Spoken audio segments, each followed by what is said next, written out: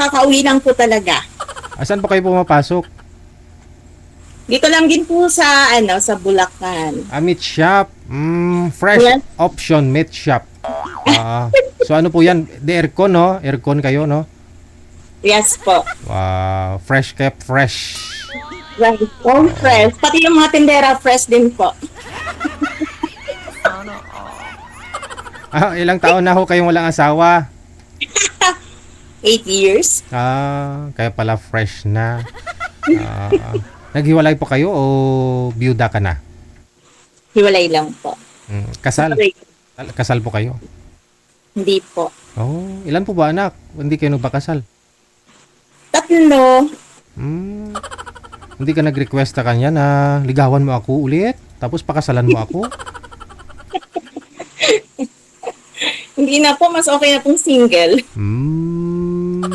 Advance ka lang mag-isip, no? Kaya tuloy hiwalay kayo, hindi ka kasal.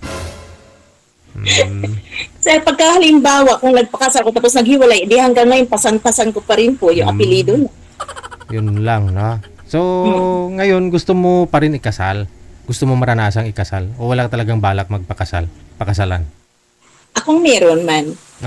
Okay. So, gusto mo makahanap ng tamang lalaki, tamang tao?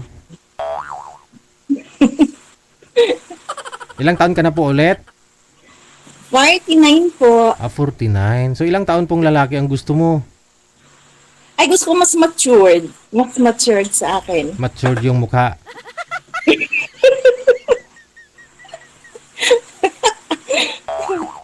May nag-aaral pa ho sa 3 ninyong anak?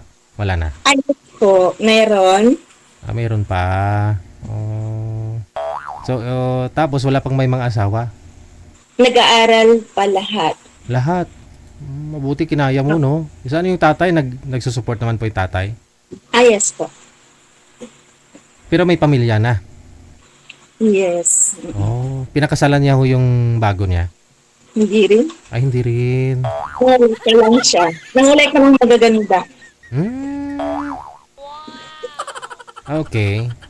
So, admit mo at tanggap mo sa sarili na mas maganda yung bago niya ngayon. Mas maganda ako doon eh. Joke lang. Pero mas bata.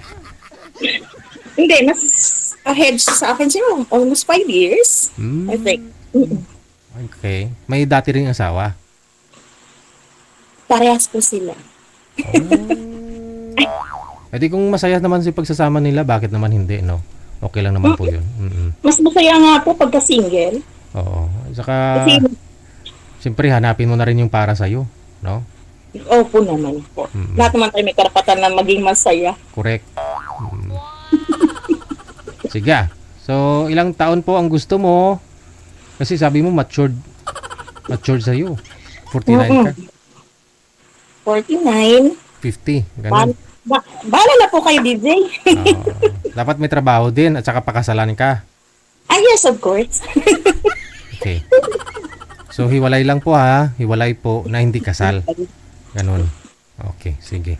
Mula po sa may Pulilan, Bulacan. Tama ba? Yes. Pulilan. Yes po, Okay. opo. Si Madam Marjorie, ha? Marjorie, opo. Okay, sige. Standby lang po sa linya, ma'am. Kumain ka po muna.